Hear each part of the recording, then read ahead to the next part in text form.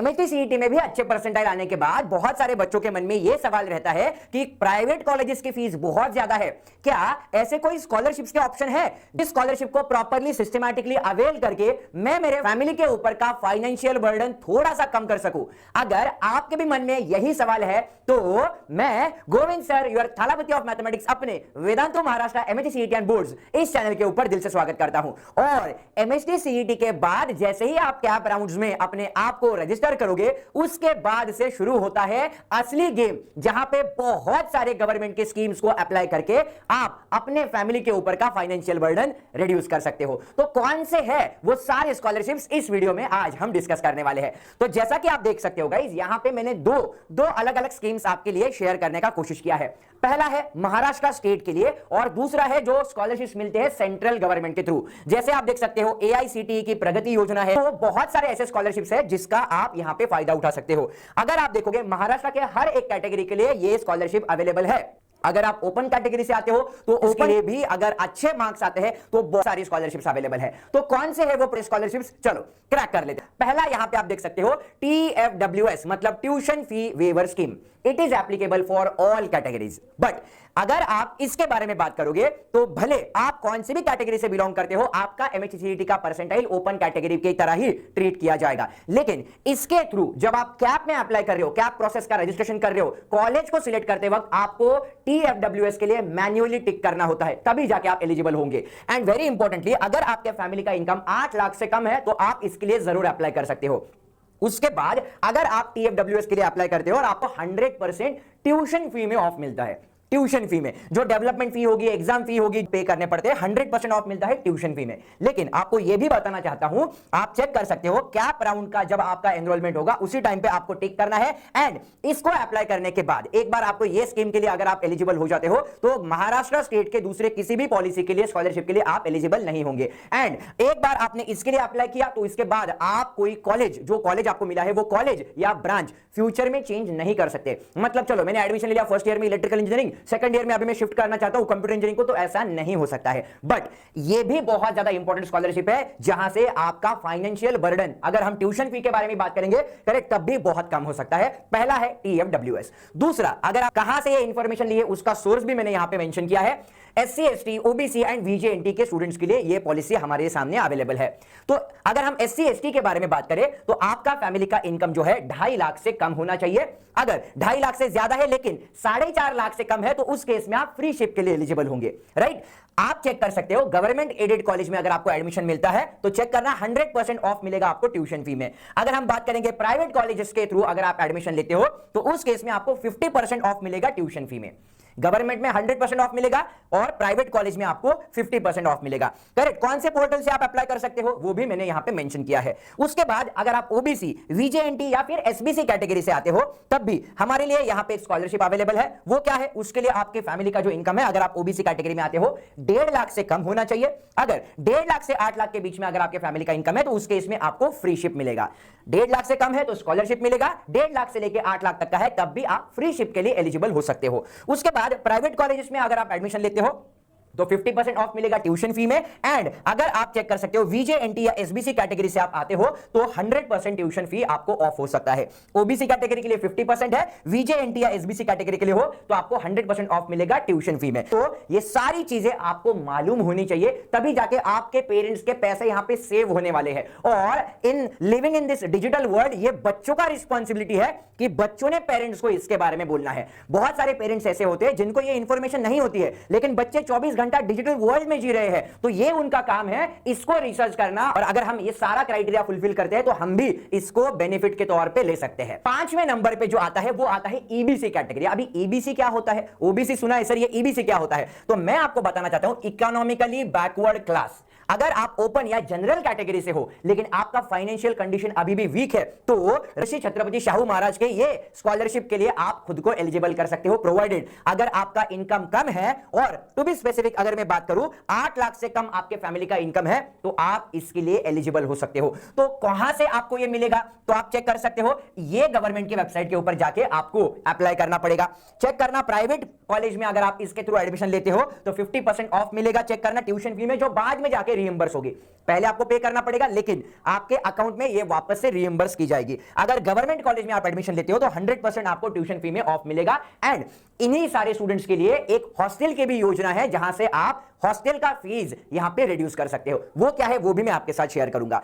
उसके बाद आता है AICTE, जो सेंट्रल गवर्नमेंट की जो स्कॉलरशिप है, AICTE की Pragati scholarship. It is applicable for girl students, और इस स्कॉलरशिप के माध्यम से आप हर साल 50,000 रुपए सेव कर सकते हो। तो कैसे अप्लाई करना है, कहां से अप्लाई करना है, उसका लिंक मैंने यहां पे मेंशन किया है, आप चेक कर सकते हो। आपका कैप राउंड के थ्रू एडमिशन हो जाने के बाद आप इस वेबसाइट को विजिट करना, और जो मैं प्रोसेस आगे जाके वीडियो में बताने वाला हूं, उस प्रोसेस के द्वारा आपको रजिस्टर करना है and you will be eligible, provided. मैं आपको यह भी बताना चाहता हूं, इस केस में आपके फैमिली का इनकम जो है 8 लाख से कम होना चाहिए। आपको प्रॉपर्ली AICTE अप्रूव डिग्री या फिर डिप्लोमा कॉलेज में इंजीनियरिंग या फिर आप फार्मेसी के लिए एडमिशन ले रहे हो तो भी आप एलिजिबल हो जाओगे। ये जो स्कॉलरशिप है, एक फैमिली में से ज्यादा दो गर्ल चाइल्ड अवेल कर सकते हैं, तो यह भी आपको मालूम होना चाहिए। अगर आप देखोगे टोटल सीट्स, अगर 10,000 ओवरऑल स्टूडेंट्स को यह स्कॉलरशिप मिल रहा है, तो 50% का जो क्राइटेरिया है वो रूरल एरियाज के लिए रिजर्व रहता है, ये भी आपको मालूम होना चाहिए। अगर आप देख सकते हो कैसे अप्लाई करना है, उसका लिंक भी मैंने यहां पे दिया है, बट डिटेल प्रोसेस कैसा होता है वो भी मैं एक्सप्लेन करने वाला हूं।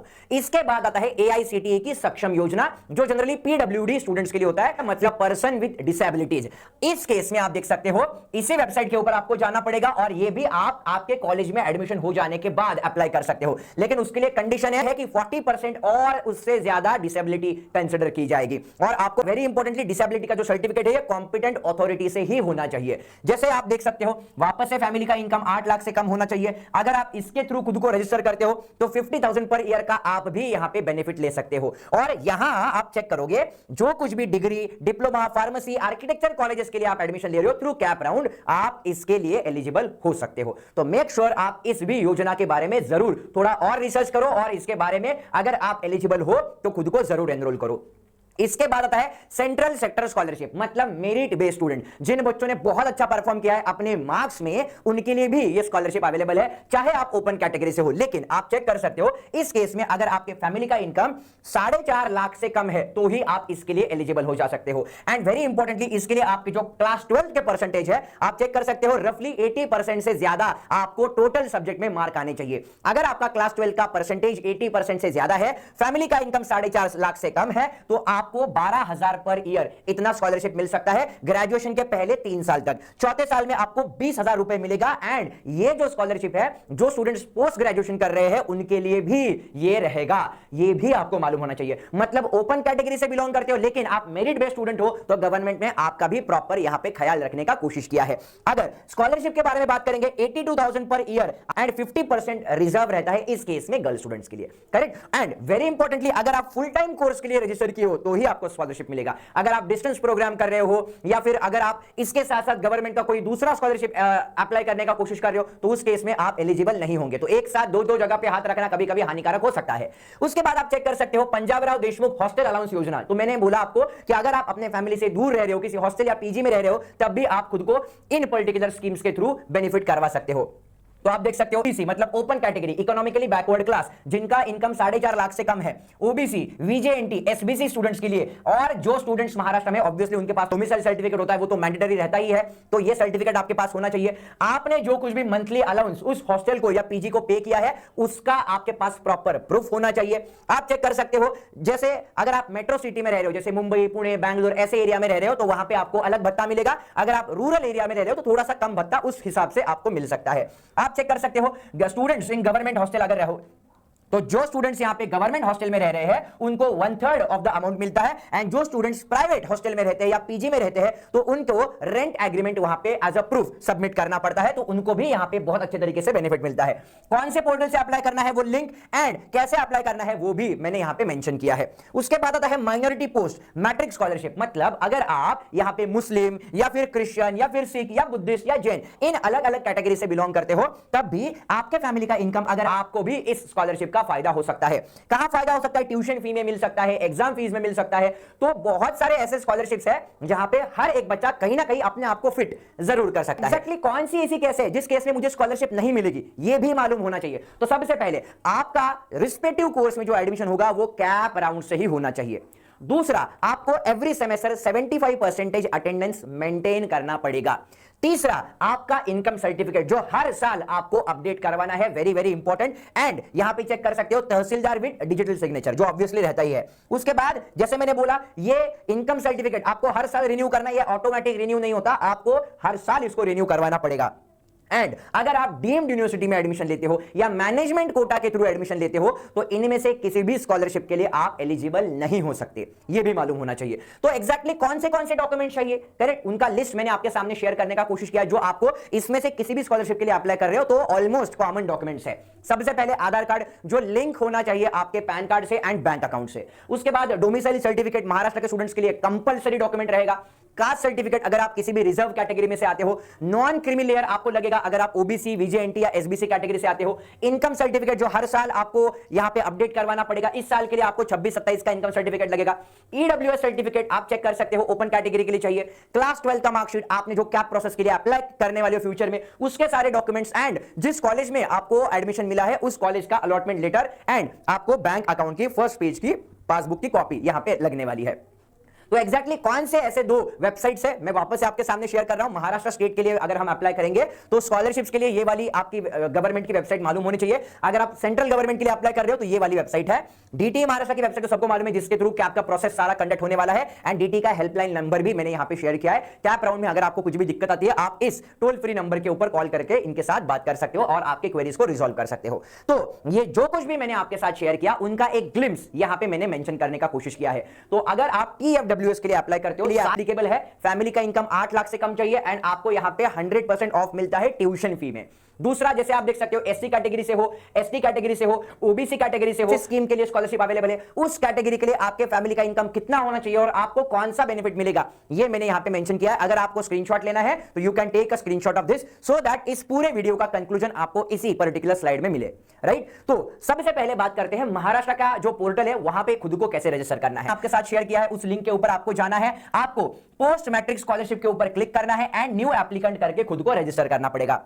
जैसे ही आप रजिस्टर करोगे, आपका मोबाइल नंबर पे एक ओटीपी आएगा, वो ओटीपी आपको वहां पे डाल के खुद को वेरीफाई कर देना है। जैसे मैंने बोला, वो मोबाइल नंबर आपका आधार कार्ड के साथ लिंक होना मैंडेटरी है। आपको खुद का लॉगिन करके एक प्रोफाइल डिटेल में क्रिएट करना पड़ेगा। जैसे ही आप अपना प्रोफाइल क्रिएट करोगे, उसके बाद आप कौन से कैटेगरी के लिए, कौन से स्कॉलरशिप के लिए अप्लाई करना चाहते हो, वो स्कॉलरशिप स्कीम आपको सिलेक्ट करनी पड़ेगी। जो कुछ भी डॉक्यूमेंट्स मैंने आपके साथ शेयर किए, सारे डॉक्यूमेंट्स वहां पे उस वेबसाइट के ऊपर आपको अपलोड करने पड़ेंगे एंड कॉलेज प्रिंसिपल आपका जो कुछ भी रहेगा वो सारे डॉक्यूमेंट्स वेरीफाई करेगा और अभी आपको अपना प्रोसेस ट्रैक करना है। बिलीव मी गाइस, जब मैं इंजीनियरिंग में था, इसमें से एक स्कॉलरशिप के लिए मैंने अप्लाई किया था एंड जो आनंद मिलता है अपने फाइनेंशियल, मतलब ओवरऑल फैमिली का फाइनेंशियल बर्डन रिड्यूस करके, वो अलग ही लेवल का होता है। मतलब बोलते ना, वो अलग ही लेवल की स्कीम थी, वैसा वाला सीन यहां पे अप्लाई हो जाएगा। तो अगर आप गवर्नमेंट के वेबसाइट के थ्रू अप्लाई करना चाहते हो तो उसके लिए क्या प्रोसेस है? सेम प्रोसेस है। आपको वन टाइम रजिस्ट्रेशन करना है, बट इसके लिए जो लिंक है ये सेंट्रल गवर्नमेंट की लिंक रहेगी। आपको कंप्लीट केवाईसी करना है आधार के थ्रू, करेक्ट। के बाद आपको लॉगिन करना है, खुद को as a new user register करके सारा जो इंफॉर्मेशन वहां पे पूछा गया है आप चेक कर सकते हो। कौन से रिस्पेक्टिव स्कीम के लिए आप अप्लाई करना चाहते हो वो सिलेक्ट करके आप सारे डॉक्यूमेंट्स अपलोड कर सकते हो। एक बार ये सब कुछ अपलोड हो गया तो वापस से, जैसे मैंने बोला, आपके रिस्पेक्टिव इंस्टीट्यूट या सारे डॉक्यूमेंट्स को वेरीफाई करेगी। फिर उसके बाद यहां पे सेंट्रल गवर्नमेंट की मिनिस्ट्री उसको अप्रूव करेगी एंड आप इसके लिए एलिजिबल हो जाओगे।